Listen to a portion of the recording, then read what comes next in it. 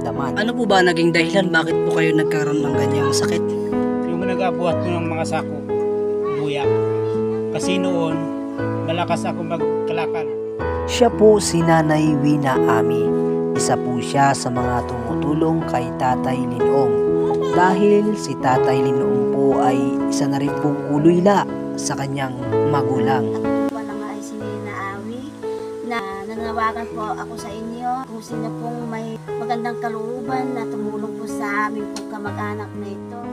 Isa po si Nanay Ina sa mga kamag-anak ni Tatay Linong at ang kanyang trabaho ay pag-akyat sa bundok upang manguha ng mga kalakal at pagtatanim para po makatulong po kahit papaano sa kanilang kamag-anak na si Tatay Linong.